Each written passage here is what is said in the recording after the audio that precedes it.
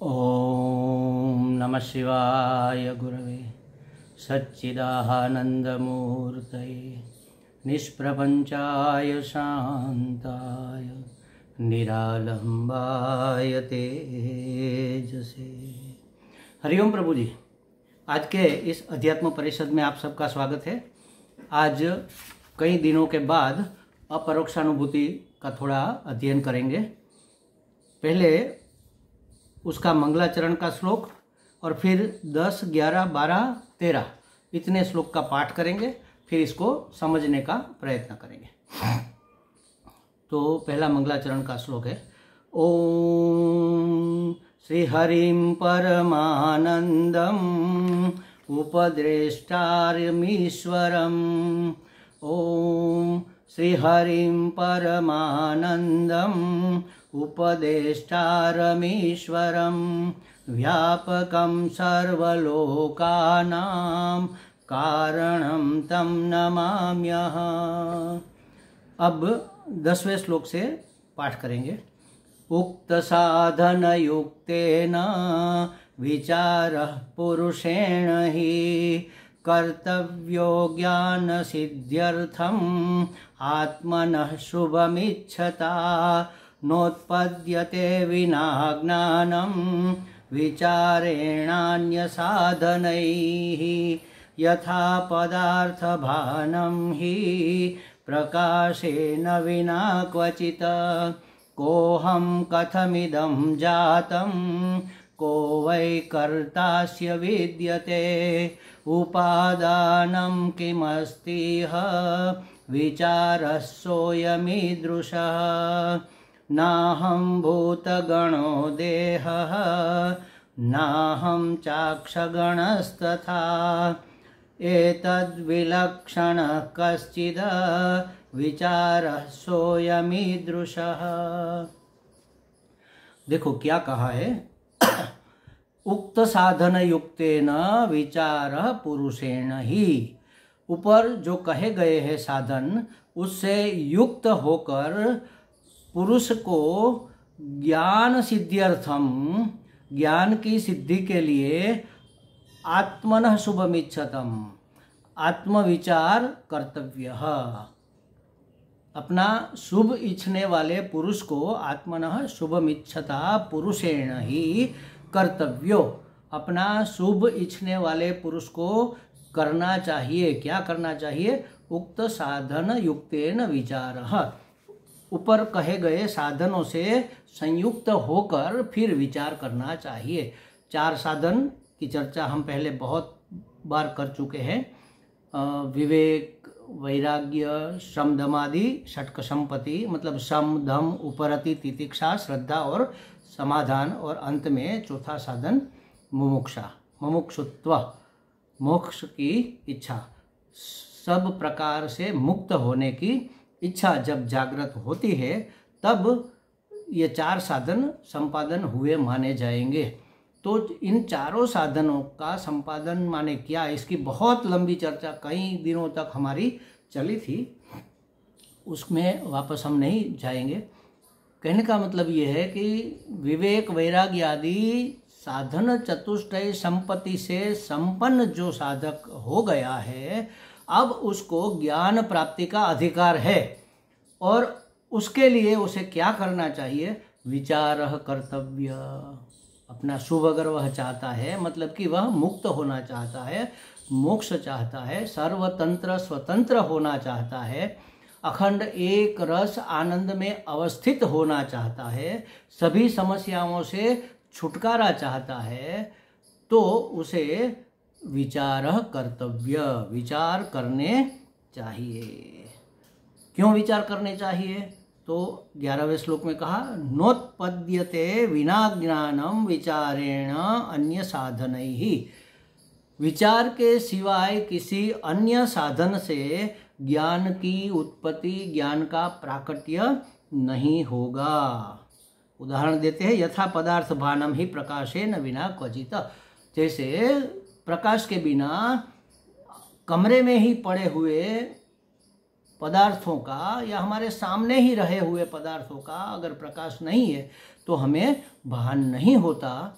उसी तरह विचार प्रकाश में हमें ज्ञान होगा, इसलिए विचार करना चाहिए। अच्छा, विचार नहीं करेंगे, कुछ और रास्ता है क्या? तो कहा नहीं, अन्य साधन ही, अन्य विचार के सिवा कोई दूसरा साधन ज्ञान के प्राकट्य के लिए नहीं कहा गया है। तो विचार करना चाहिए। कैसे विचार करें, क्या विचार करें, किसका विचार करें, कब तक विचार करें, ये सब प्रश्न हमें होते हैं। तो उसका उपाय भी बताते हैं, उसका उत्तर भी कहते हैं कि क्या विचार करना चाहिए। साधन चतुष्टय संपन्न होकर स्थिर मति से, साधन चतुष्टय संपन्न हो गए माने स्थिर मति हो ही गई, इंद्रियों का संयम हो ही गया, समदमादि तो आ ही गए, विवेक प्राप्त हो गया कि हमारे लिए क्या कर्तव्य है, क्या अकर्तव्य है, क्या आत्मा है, क्या अनात्मा है, क्या सत्य है, क्या मिथ्या है, माने क्या नित्य है और क्या अनित्य है। ये सब हो जाने के बाद विचार करना चाहिए। क्या विचार करें? को हम, मैं कौन हूँ, कथम इदम जातम, इदम माने यह जगत, यह सब कैसे उत्पन्न हुआ,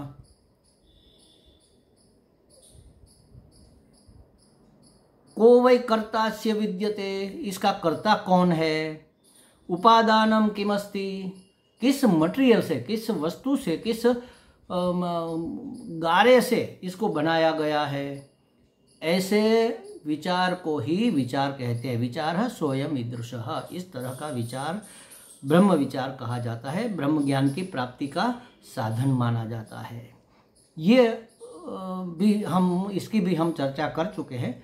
को हम, मैं कौन हूँ, कथम इदम जातम, ये जगत कहाँ से आया, इसका कर्ता कौन है, और इस जगत का मटेरियल क्या है। जैसे घड़ा है तो मिट्टी का घड़ा है तो मिट्टी उसका मटेरियल कॉज है, उपादान कारण, और कुम्हार उसका बनाने वाला, तो वह है उसका करने वाला चैतन्य, निमित्त कारण। तो इस जगत का निमित्त और उपादान कारण कौन है, इसका कर्ता कौन है माने इसका निमित्त कारण कौन है, और ये किस मटेरियल से बना है माने इसका उपादान कारण कौन है। निमित्त और उपादान दो कारण होते हैं किसी भी वस्तु के सर्जन के पीछे।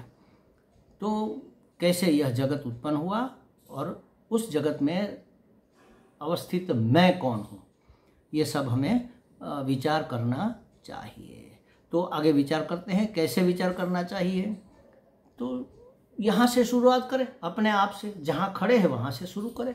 अपने शरीर में अभी हम खड़े हैं, शरीर को मैं मानते हैं। शरीर माने शरीर आदि देहादि संघात, शरीर, इंद्रियां, मन बुद्धि वाला अंतःकरण, इन सब के एक समूह को संघात कहते हैं। इस संघात को अभी हम मैं मानते हैं। तो पूछा ना को हम, मैं कौन हूँ, तो पहले हम जिसको मैं मानते हैं वह क्या हम है। तो कहा 13वें श्लोक में यही चल रहा है। इसका पहला चरण हम कर चुके हैं। ना हम भूतगण देह, पंच महाभूतों के समूह का बना हुआ यह देह ना हम, मैं नहीं हूँ। ना हम चाक्ष गणस तथा, इंद्रियों का समूह भी मैं नहीं हूँ। चाक्ष माने चक्षुहु, चक्षुहु माने इंद्रियां, उसमें मुख्य आँख है इसलिए आँख को भी चक्षु कहते हैं।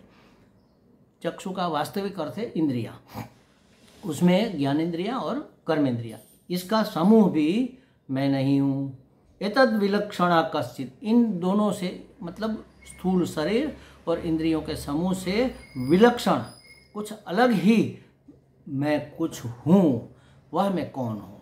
विचारः सोऽयमीदृशः, इस प्रकार के विचार को विचार कहते हैं और इस प्रकार से विचार करना चाहिए। तो इसमें पहला चरण हम कर चुके। ना हम भूतगणः, पंच महाभूतों से बना ये शरीर में नहीं हूँ। देखो, भूतगणः देह अहम न, पंच महाभूतों का समूह यह देह में नहीं हूँ। तथा अक्षगणः, और इंद्रियों का समूह भी मैं नहीं हूँ। एतद विलक्षणः, इन दोनों से अन्य ही, सह अयम ईदृश कश्चित् विचारः, इससे कुछ अन्य ही मैं हूँ, ऐसा विचार करना विचार कहा जाता है। तो कैसे मैं देह नहीं हूँ यह तो हम समझ चुके हैं, लेकिन थोड़ा संक्षिप्त में देख लेते हैं। जैसे समझो पंच महाभूत है, आकाश, आकाश से वायु, वायु से अग्नि, अग्नि से जल और जल से पृथ्वी, पृथ्वी माने अन्न, अन्न से बना यह शरीर। तो इन 5 महाभूतों से यह शरीर स्थूल और सूक्ष्म दोनों शरीर बना हुआ है। तो पंच महाभूत क्या है? वह जड़ है।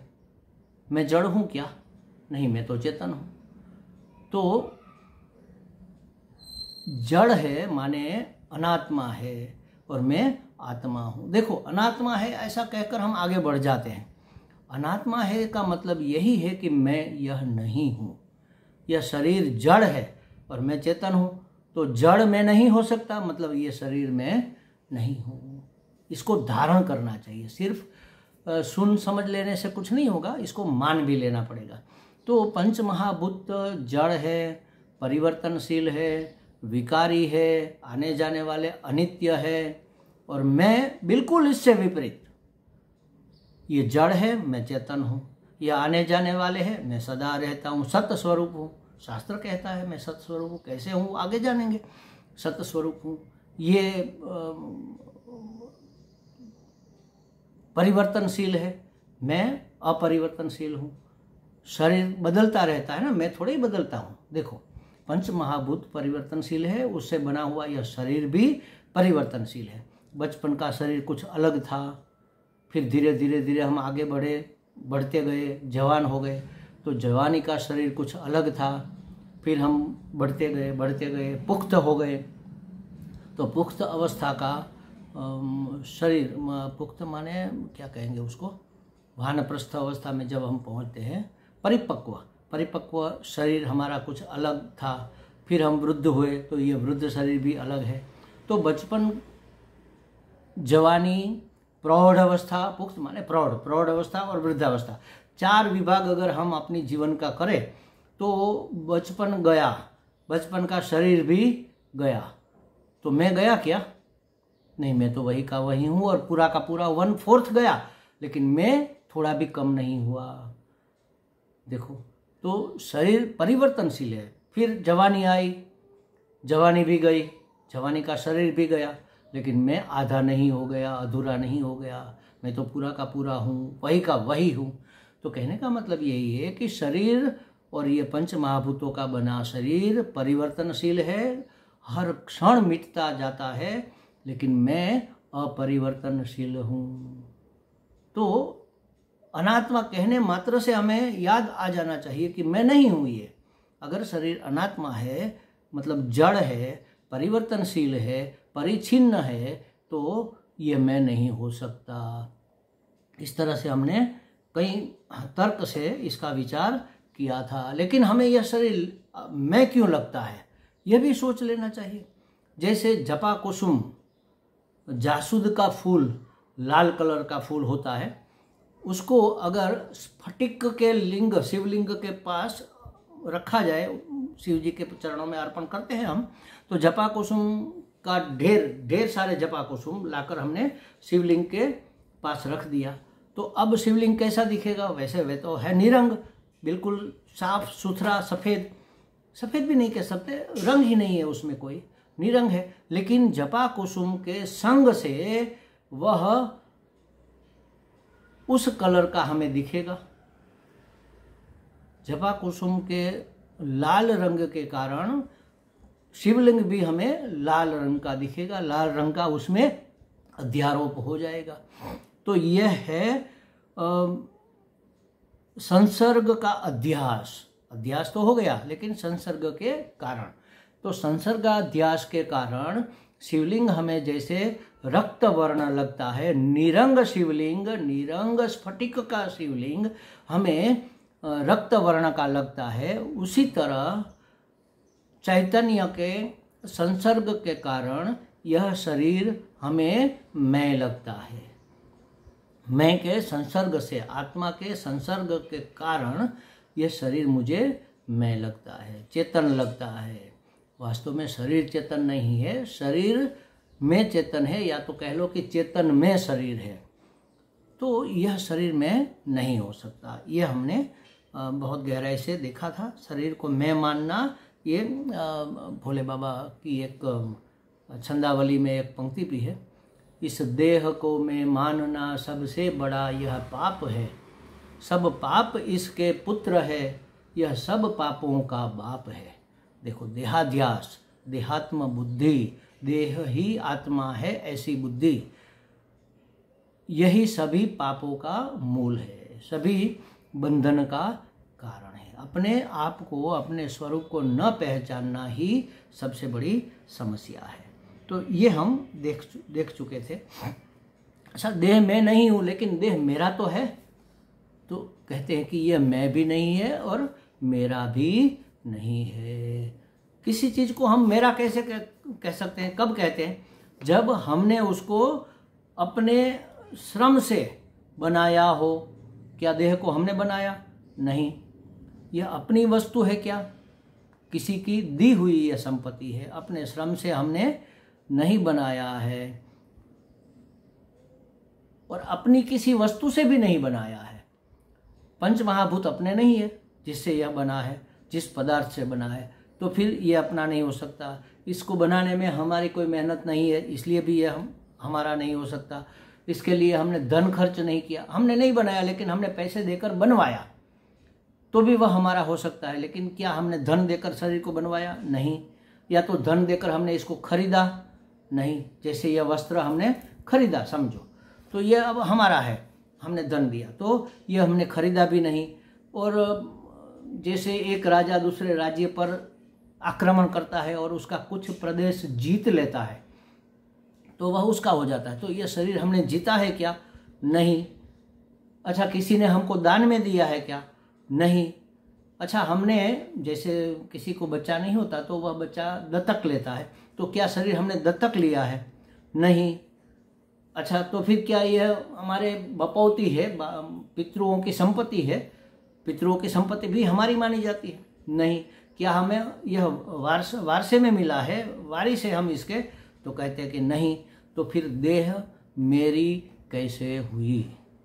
देखो, किसी भी तर्क से न तो मैं देह हूँ और न देह मेरा है। इस देह को मैं और मेरा मानना यह सबसे बड़ा भ्रम है, सबसे बड़ी भूल है। देह और देह के संदर्भ से जो भी है, देह से संबंधित, उसको भी हम मेरा मानते हैं। पहले तो देह को मेरा मानते हैं और फिर इस देह से, इस ब्लड रिलेशन से पैदा होने वाले अपने पुत्र पुत्री पौत्रों को भी अपना मानते हैं। इस देह से संबंधित इस देह की पत्नी को भी अपनी मानते हैं। इस देह के सगे, इस देह के मित्रों को भी अपने मानते हैं। देह की वस्तुओं को, देह के उपयोग में आने वाली वस्तुओं को, जैसे इस देह के ये वस्त्र है तो यह मेरा वस्त्र है मानते हैं। मेरा मानते हैं, तब भी हम भूल जाता है कि जो मेरा होता है वह मैं नहीं होता। अगर देह को मेरा मानते हैं तो देह में नहीं होता, अगर देह में नहीं है तो मेरा भी नहीं है। और मेरा नहीं है क्यों? इसके लिए यहाँ पर हमने करीब समझो 8-9 कारण दिए। अपने श्रम से नहीं बना, अपनी किसी वस्तु से, अपने पदार्थों से नहीं बना, हमने इसे वारसा धन से नहीं खरीदा, हमने इसे बनवाया नहीं, हमने शत्रु से नहीं जीता, इसे दान में नहीं प्राप्त किया। किसी भी कारण से यह मेरा सिद्ध नहीं होता। तो न देह मैं हूँ न तो देह मेरा है। इस तरह से यह मैं नहीं हूँ। को हम, मैं कौन हूँ, यह जानने के लिए सबसे पहले तो हमें यह जानना पड़ेगा कि मैं कौन नहीं हूँ। क्यों? क्योंकि हमने जो नहीं है उसको मैं मान रखा है। तो सबसे पहले देह को मैं मान रखा है, तो देह तो मैं नहीं हूँ। अच्छा, देह में रसी बसी जो इंद्रियां हैं 2 प्रकार की है, ज्ञानेंद्रियां और कर्मेंद्रियां। क्या यह मैं हूँ?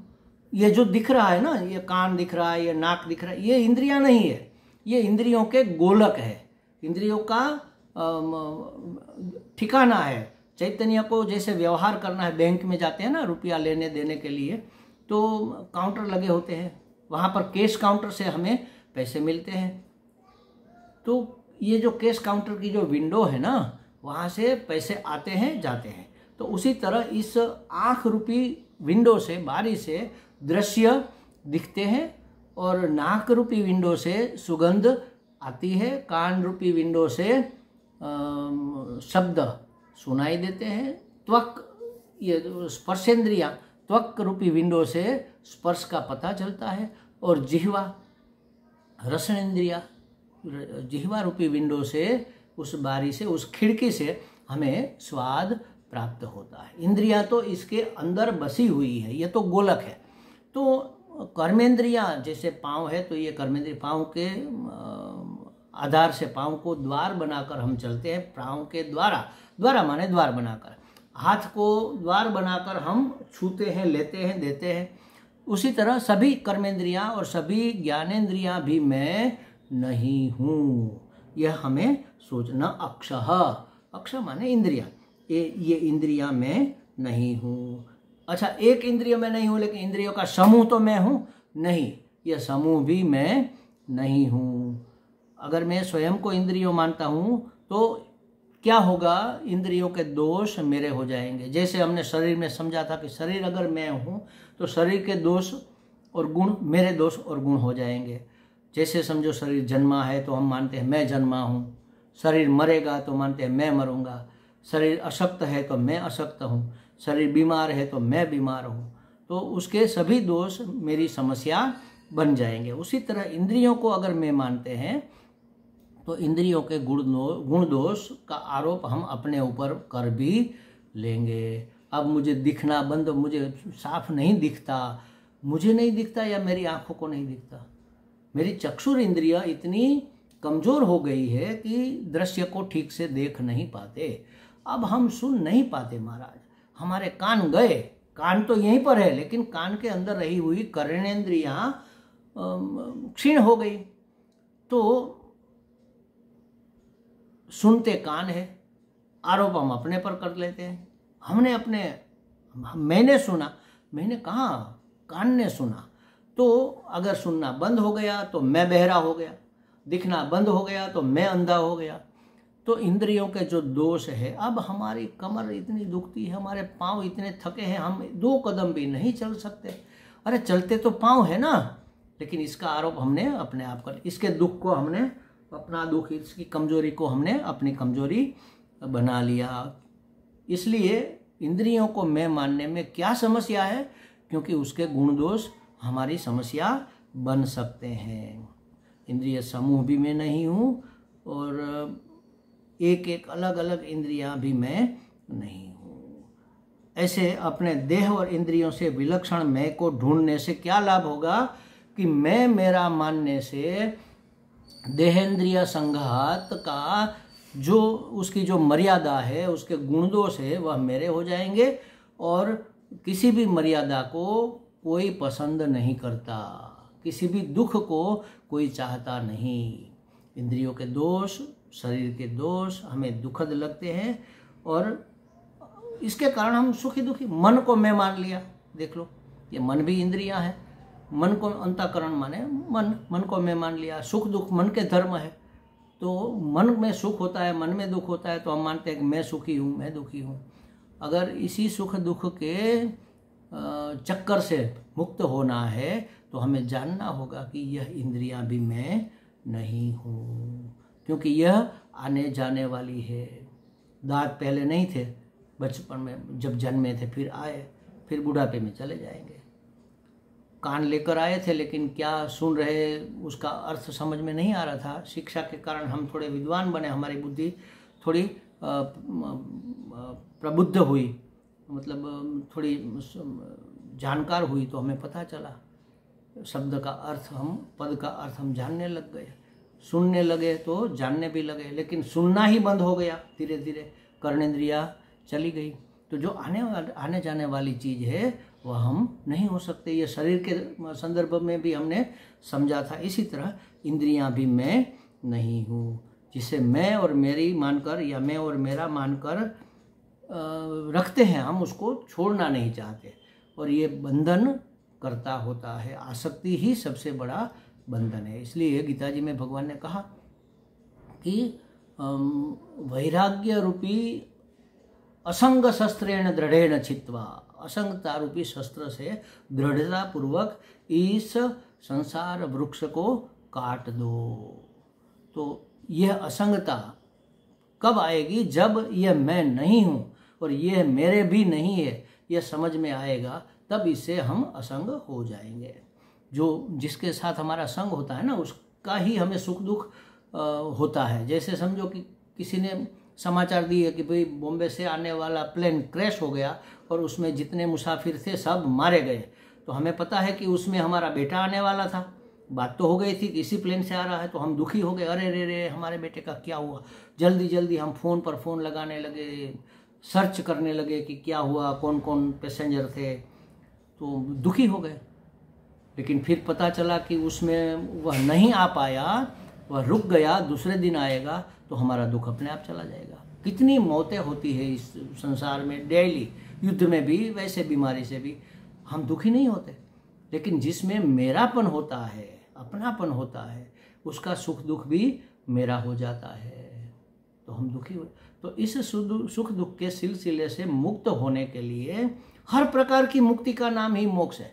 हर एक प्रकार की मुक्ति, हर एक समस्याओं से मुक्ति, हर एक परिच्छिन्नता से मुक्ति, हर एक पराधीनता से मुक्ति, हर एक अज्ञान से मुक्ति, आने जाने से मुक्ति, इन सब को मिलाकर जो एक शब्द बनता है उसको मोक्ष कहते हैं।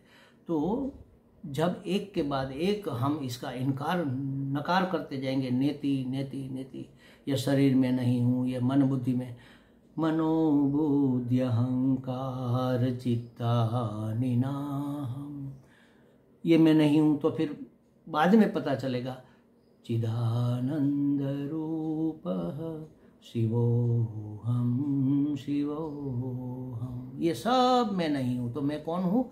बाकी जो बच गया, इसको इनकार करने वाला जो बच गया चैतन्य, वह अनंत चैतन्य मैं हूँ। इसको आगे भी अभी हम एक चरण बाकी है, उसको लेंगे। हरि ओम। पूर्णमदः पूर्णमिदं पूर्णात् पूर्णमुदच्यते पूर्णस्य पूर्णमादाय पूर्णमेवावशिष्यते। ओम शांति शांति शांति।